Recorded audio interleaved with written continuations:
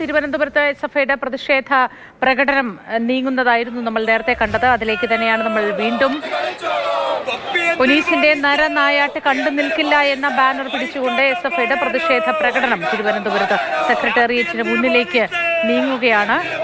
സംസ്ഥാനത്ത് പല ജില്ലകളിലും എസ്.എഫ്.ഐയുടെ പ്രതിഷേധം അരങ്ങേറി. മലപ്പുറത്തും തൃശൂരും അടക്കം പ്രതിഷേധം അക്രമാസക്തമായി. കഴിഞ്ഞ ദിവസം ഉണ്ടായ എസ്.എഫ്.ഐ KSU പ്രതിഷേധത്തിൽ പോലീസ് നരനായാട്ട് നടത്തിയെന്നാണ് എസ്.എഫ്.ഐ ആരോപിക്കുന്നത്. അതിൽ പരിക്കേറ്റവരടക്കം ഈ റാലിയിൽ പങ്കെടുക്കുന്നുണ്ട് എന്നത് ദൃശ്യങ്ങളിൽ നമുക്ക് വ്യക്തമാണ്.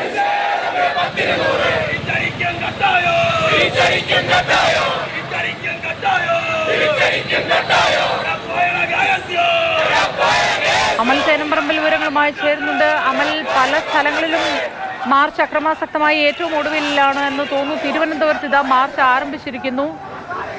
സുരക്ഷാ സന്നാഹങ്ങളൊക്കെ ഉണ്ടോ?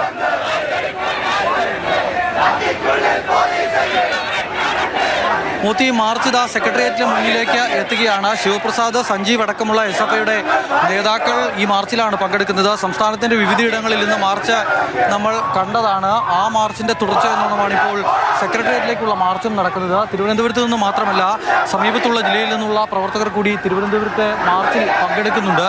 വലിയ പോലീസ് സുരക്ഷയാണ്. സമീപകാലത്തൊന്നും ഏർപ്പെടുത്താത്ത അത്ര വലിയ പോലീസ് സുരക്ഷ ഈ സെക്രട്ടേറിയറ്റിന് മുന്നിൽ പോലീസ് ഇപ്പോൾ ഏർപ്പെടുത്തിയിട്ടുണ്ട്.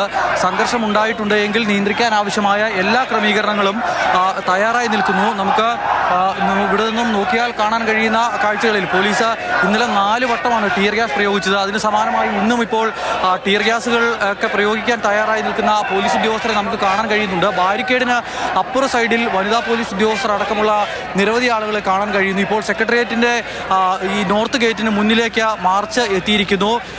ഗേറ്റിന് മുന്നിൽ സ്ഥാപിച്ചിരിക്കുന്ന ബാരിക്കേഡിൽ ഇപ്പോൾ പ്രവർത്തകർ ബാനർ സ്ഥാപിക്കുകയാണ്, കൊടികൾ കുത്തുകയാണ്. ജലപീരങ്കി അടക്കം ഇവിടെ തയ്യാറായി കിടക്കുന്നു. പ്രവർത്തകർ ഈ കോളേജിൽ നിന്നും എത്തിയ ഈ ITIയിൽ നിന്നും അടക്കമെത്തിയ പ്രവർത്തകർ ഇപ്പോൾ ഇവിടെയുണ്ട്.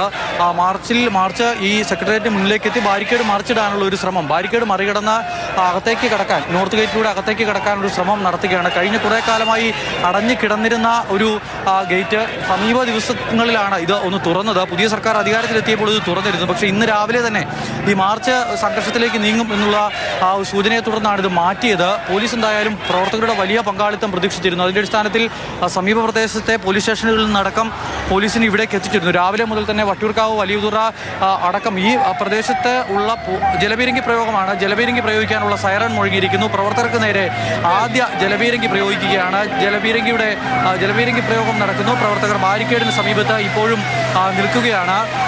പ്രവർത്തകരെ പിരിച്ചുവിടുന്നതിൻ്റെ ആദ്യ നടപടി എന്നുള്ള ഇപ്പോൾ ജലപീരങ്കി പ്രയോഗിച്ചിരിക്കുന്നു. എസ്.എഫ്.ഐയുടെ നേതാക്കൾ ആ ബാരിക്കേഡിന് മുകളിൽ കയറി നിൽക്കുന്നത് നമുക്ക് കാണാൻ കഴിയുന്നുണ്ട്. ആഷിഖ് അടക്കമുള്ള 2 പ്രവർത്തകർ, ആഷിഖും മറ്റൊരു പ്രവർത്തകരുമാണ് ഇപ്പോൾ അതിന് മുകളിലുള്ളത്. ജലപീരങ്കി പ്രയോഗം പോലീസ് നടത്തുന്നു. പക്ഷേ പ്രവർത്തകർ കൂടി നിന്ന് മുദ്രാവാക്യം വിളിക്കുകയാണ്. പിരിഞ്ഞു പോകാൻ പ്രവർത്തകർ തയ്യാറാകുന്നില്ല. സമീപ കാലത്ത് എസ്.എഫ്.ഐയുടെ പ്രതിഷേധ മാർച്ച് ഇങ്ങനെ ഇവിടേക്ക് എത്തി വലിയ സംഘർഷത്തിലേക്ക് മാറിയതൊന്നും നമ്മൾ കണ്ടിട്ടില്ല.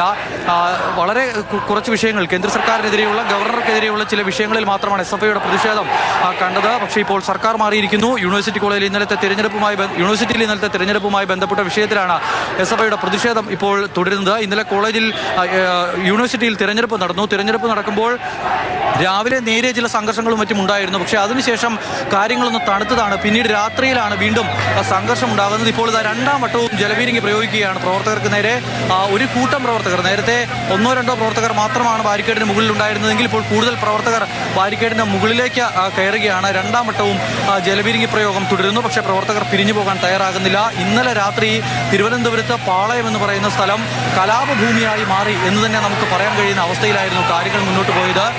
രാത്രി ഈ സംഘർഷം അവസാനിക്കുമ്പോൾ ആ പാളയത്തേക്ക് ചെന്ന് നോക്കിയാൽ ഒരു കലാപം കഴിഞ്ഞ് കിടക്കുന്നതിൻ്റെ സമാനമായ സാഹചര്യമായിരുന്നു അവിടെ ഉണ്ടായിരുന്നത്. ഇഷ്ടികകളും അതോടൊപ്പം തന്നെ വിറക് കഷ്ണങ്ങളും എല്ലാം പോലീസിന് നേരെ എറിഞ്ഞതും KSU പ്രവർത്തകരും എസ്.എഫ്.ഐ പ്രവർത്തകരും പരസ്പരം എറിഞ്ഞതും അടക്കമുള്ള ഇതും മറ്റും ഉണ്ടായിരുന്നു. എന്തായാലും എസ്.എഫ്.ഐ പ്രവർത്തകരാണ് പ്രകോപനം സൃഷ്ടിച്ചത് എന്ന് കാട്ടിയാണ് ഇപ്പോൾ പോലീസ് കേസെടുത്തിരിക്കുന്നത്. കണ്ടോൺമെന്റ് പോലീസാണ് കേസ് രജിസ്റ്റർ ചെയ്തത്.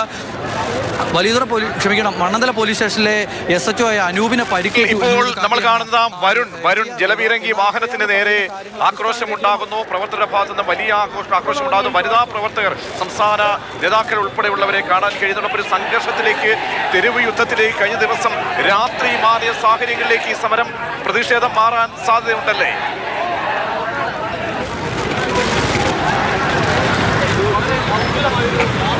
അമൽ,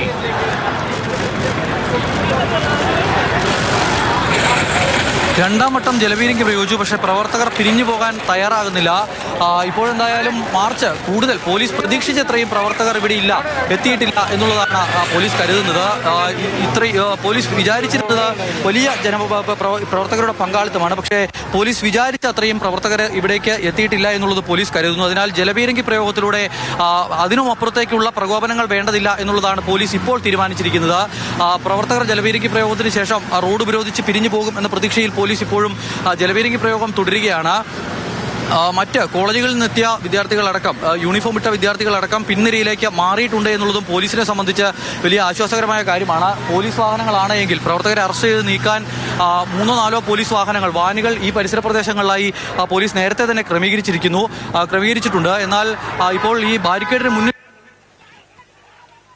പ്രവർത്തകർ ഈ വരുൺ വാഹനം ആക്രമിക്കാനും അതോടൊപ്പം തന്നെ െല്ലാം നേതൃത്വം നൽകുന്ന പ്രവർത്തകരെ അനുനയിപ്പിക്കാൻ കഴിയും, അല്ലെങ്കിൽ അവരെ നിയന്ത്രിക്കാനുള്ള ഇപ്പോൾ ബാരിക്കേഡിന് അകത്തുള്ള പോലീസിനെ കൊണ്ട് മതിയാകും എന്നുള്ളത് തന്നെയാണ് ഇപ്പോൾ കണക്ക് കൂട്ടുന്നത്. കാരണം ബാരിക്കേഡിന് അപ്പുറത്ത് വലിയ പോലീസ് സന്നാഹമാണ് ക്രമീകരിച്ചിരിക്കുന്നത്. ആ പോലീസിന് ഉപയോഗിക്കേണ്ടി വരില്ല എന്നുള്ളതാണ് ഇപ്പോൾ പോലീസിന്റെ പ്രതീക്ഷ. നേരത്തെ വെങ്കടേഷ് അടക്കമുള്ള ആളുകൾ, ക്രമസമാധാന ചുമതലയുള്ള ADGP അടക്കം ഇവിടേക്ക് എത്തി കാര്യങ്ങൾ നിരീക്ഷിച്ച് ഇവിടുത്തെ വിലയിരുത്തി പോയതാണ്.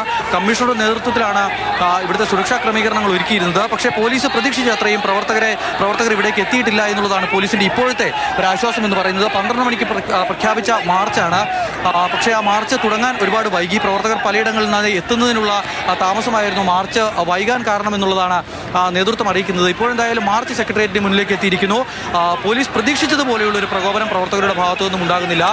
ബാരിക്കേഡ് മറിച്ചിടാനുള്ള ശ്രമം തുടരുന്നു. അതോടൊപ്പം തന്നെ ജലപീരങ്കി പ്രയോഗവും തുടരുന്നു. അങ്ങനെ ഇത് മുന്നോട്ട് പോവുകയാണ്. പക്ഷേ ഇത് ഏത് നിമിഷവും കുറച്ചുകൂടി ഗൗരവമായ ഒരു സംഘർഷത്തിലേക്ക് നീങ്ങാനുള്ള എല്ലാ സാധ്യതയും നിലനിൽക്കുകയാണ്. ഇന്നലെയും ഇങ്ങനെ തന്നെയായിരുന്നു. ആദ്യഘട്ടത്തിൽ സമാധാനപരമായി വലിയ പ്രശ്നങ്ങളില്ലാതെ ചെറിയ വാക്ക് തർക്കങ്ങളിലൊക്കെ മുന്നോട്ട് പോയതാണ്. പക്ഷേ വൈകുന്നേരമാകുമ്പോൾ അത് കനത്ത സംഘർഷത്തിലേക്ക് പോകുന്ന അവസ്ഥയാണ് ഉണ്ടായത്. നിരവധി SFI പ്രവർത്തകർക്ക് പരിക്കേറ്റിട്ടുണ്ട്, പോലീസുകാർക്ക് പരിക്കേറ്റിട്ടുണ്ട്.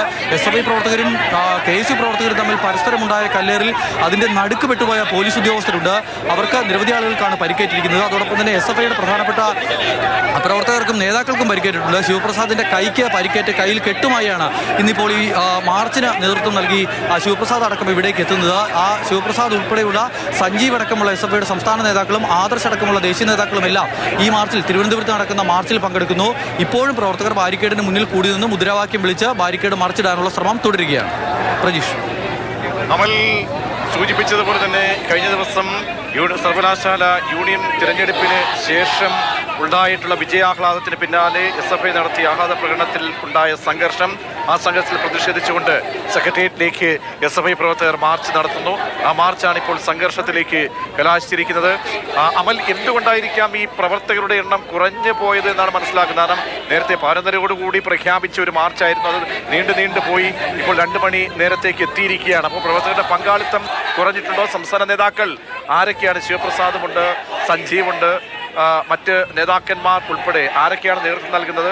ഒരു സംഘർഷത്തിലേക്ക് എന്തായാലും നിലവിൽ സ്ഥിതി മാറില്ല എന്നതിന്റെ സൂചനയാണോ ഇപ്പോൾ ലഭിക്കുന്നത്? 2 തവണ ഇപ്പോൾ ജലപീരങ്കി പ്രയോഗിച്ചു അല്ലേ? 2 വട്ടം ജലപീരങ്കി പ്രയോഗിച്ചു. പോലീസ് കൂടുതൽ പ്രകോപനത്തിലേക്ക് പോകുന്നില്ല എന്നുള്ളതാണ് ഏറ്റവും ശ്രദ്ധേയമായ കാര്യം. രാവിലെ ADGP അടക്കം ഇവിടേക്ക് എത്തിയപ്പോഴും പറഞ്ഞത് 3 വട്ടം ജലപീരങ്കി പ്രയോഗിക്കുന്നു, അതിനുള്ള സൈറൺ മുഴങ്ങുകയാണ്. 3-ാം വട്ടവും ജലപീരങ്കി. പക്ഷേ 5-ാം വട്ടം ജലപീരങ്കി പ്രയോഗിച്ചു കഴിഞ്ഞിരിക്കുന്നു. ഈ പ്രവർത്തകർ ഒരു പരിധിയിലപ്പുറം പ്രകോപനം സൃഷ്ടിച്ചാൽ മാത്രം പോലീസും അതേ നിലയിൽ മുന്നോട്ട് പോയാൽ മതി എന്നുള്ളതാണ് പറഞ്ഞിരുന്നത്. അതിന്റെ അടിസ്ഥാനത്തിൽ തന്നെയാണ് പോലീസ് ഇപ്പോൾ പ്രവർത്തിക്കുന്നതും. ADGP അതോടൊപ്പം തന്നെ കമ്മീഷനുള്ള ആളുകളാണ് ഇത്തരം നിർദ്ദേശം നൽകി ഇവിടെ നിന്നും മടങ്ങിയത്. DCP അടക്കമുള്ള ആളുകൾ ഇപ്പോഴും ഇവിടെ തുടരുകയും ചെയ്യുന്നുണ്ട്. ഏതായാലും പോലീസ് ഇവിടേക്ക് പ്രതീക്ഷിച്ച അത്രയും പ്രവർത്തകർ ഇവിടേക്ക് എത്തിയിട്ടില്ല എന്നുള്ളത് തന്നെയാണ് പോലീസിനെ സംബന്ധിച്ച് വലിയ ആശ്വാസമായി മാറുന്നത്. ബാരിക്കേഡിന് അപ്പുറത്തും ഇപ്പുറത്തുമായി വലിയ പോലീസ് സന്നാഹമാണ്. ക്യാമ്പിൽ നിന്നടക്കം വിവിധ പോലീസ് സ്റ്റേഷനുകളിൽ നിന്നടക്കമുള്ള നിരവധി പോലീസുകാരെയാണ് ഇവിടേക്ക് എത്തിച്ചിരിക്കുന്നത്.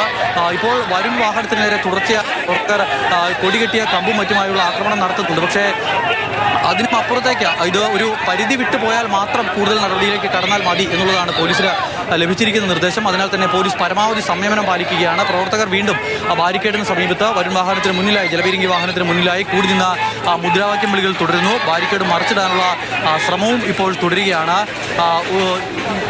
ബാരിക്കേഡിന് മുകളിലുണ്ടായിരുന്ന പ്രവർത്തകരെ പൂർണ്ണമായും താഴേക്ക് ഇറക്കാൻ പോലീസിന് ഇപ്പോൾ കഴിഞ്ഞിട്ടുണ്ട്. ഇപ്പോൾ ബാരിക്കേഡിന് താഴെ നോർത്ത് ഗേറ്റിന് മുന്നിലായി പ്രവർത്തകർ കൂടി നിന്നുള്ള മുദ്രാവാക്യം വിളി തുടരുകയാണ്. അമലാണ് വിവരങ്ങൾ തത്സമയം നൽകിക്കൊണ്ടിരിക്കുന്നത്.